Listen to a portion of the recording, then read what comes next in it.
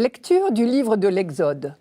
Quand Moïse transmettait au peuple les lois du Seigneur, il disait « Tu ne maltraiteras point l'immigré qui réside chez toi, tu ne l'opprimeras point, car vous étiez vous-même des immigrés en Égypte. Vous n'accablerez pas la veuve et l'orphelin. Si tu les accables et qu'ils crient vers moi, j'écouterai leurs cris. Ma colère s'enflammera et je vous ferai périr par l'épée. Vos femmes deviendront veuves et vos fils orphelins. Si tu prêtes de l'argent à quelqu'un de mon peuple, à un pauvre parmi tes frères, tu n'agiras pas envers lui comme un usurier, tu ne lui imposeras pas d'intérêt. Si tu prends en gage le manteau de ton prochain, tu le lui rendras avant le coucher du soleil. C'est tout ce qu'il a pour se couvrir, c'est le manteau dont il s'enveloppe, la seule couverture qu'il ait pour dormir.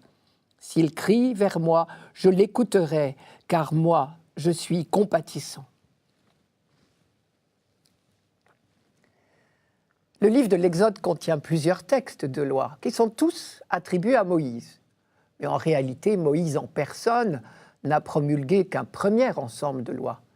Puis, au long de la vie du peuple d'Israël, de nouvelles lois, adaptées aux nouvelles conditions sociales, ont vu le jour et ont été insérées dans le livre de l'Exode, à la suite des premières.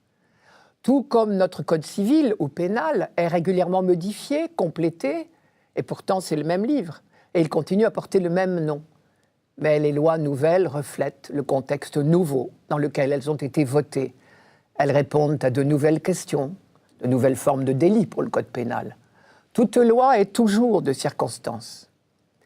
En fait, donc, toutes les lois données par Moïse et par ses successeurs, à des époques différentes, dans des conditions de vie différentes, ont été rassemblées là, à la suite du décalogue, les 10 paroles du Sinaï, parce qu'elles en étaient la suite logique au long des siècles et de l'évolution historique d'Israël. Israël n'est ni le premier ni le seul peuple à avoir promulgué des lois. On a retrouvé au Proche-Orient des codes de loi beaucoup plus anciens. À Our, par exemple, la patrie d'Abraham, on connaît un code qui date de 2050 avant Jésus-Christ. Et le fameux code d'Hammurabi, qui se trouve au musée du Louvre, roi de Babylone, ce code d'Hammurabi remonte à environ 1750, toujours avant Jésus-Christ. Ces codes ont des quantités de points communs. Dans toutes les civilisations, la loi est faite pour protéger les faibles. Donc rien d'étonnant à ce que la loi d'Israël, comme les autres, défende les intérêts de la veuve, de l'orphelin, de l'immigré, de l'emprunteur. Mais ce qui est nouveau ici, c'est le fondement de la loi.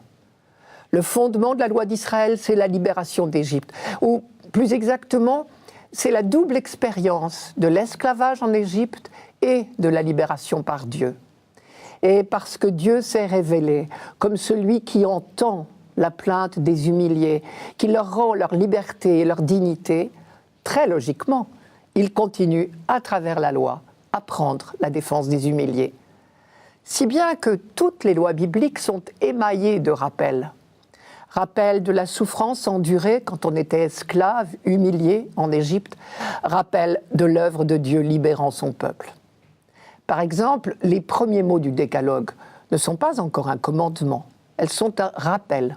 Je cite, « C'est moi, le Seigneur, ton Dieu, qui t'ai fait sortir du pays d'Égypte, de la maison de servitude. » C'est au chapitre 20 de l'Exode. Ou encore, « Vous avez vu vous-même ce que j'ai fait à l'Égypte, comment je vous ai porté comme sur des ailes d'aigle et vous ai fait arriver jusqu'à moi. » Exode chapitre 19. Et si Dieu a libéré son peuple, c'est parce qu'il a entendu le cri des malheureux. Les fils d'Israël gémirent du fond de la servitude et crièrent, dit le livre de l'Exode. Le appel monta vers Dieu du fond de la servitude, et Dieu entendit leur plainte, et Dieu se souvint de son alliance avec Abraham, Isaac et Jacob.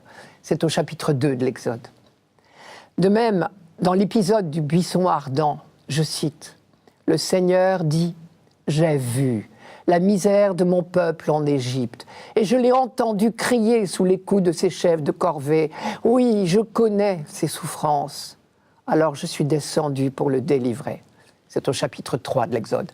Voilà le fondement de toute loi en Israël. Le Dieu qui entend le cri des malheureux, qui connaît leurs souffrances et donc prends leur défense, car moi, je suis compatissant, dit la dernière phrase de notre texte. Pour ce peuple qui a fait l'expérience de l'humiliation, il n'est pas difficile de se mettre à la place des humiliés. Tu ne maltraiteras point l'émigré qui réside chez toi, tu ne l'opprimeras point, car vous-même étiez des immigrés en Égypte. Traduisez, parce que vous savez ce que c'est qu'être humilié, vous n'humilierez personne. Ce n'est pas affaire de raisonnement, de beaux sentiments, c'est affaire d'expérience.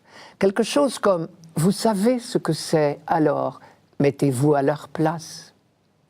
Petite précision au passage, l'immigré dont parle notre texte, c'est l'étranger qui réside durablement dans le pays, qui s'y installe.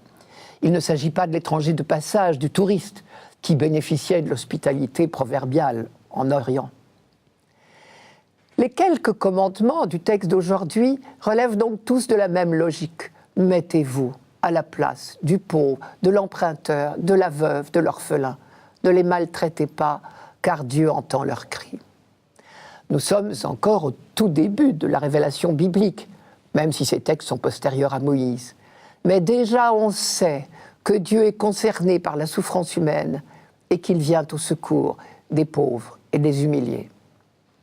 Malheureusement, pour l'instant, il faut encore menacer pour que la loi soit respectée. Vous avez entendu, ma colère s'enflammera, je vous ferai périr par l'épée. Mais un jour viendra, nous le savons, où l'homme éduqué peu à peu par Dieu et par la loi n'aura plus besoin de menaces, car il aura appris à voir en tout homme un frère.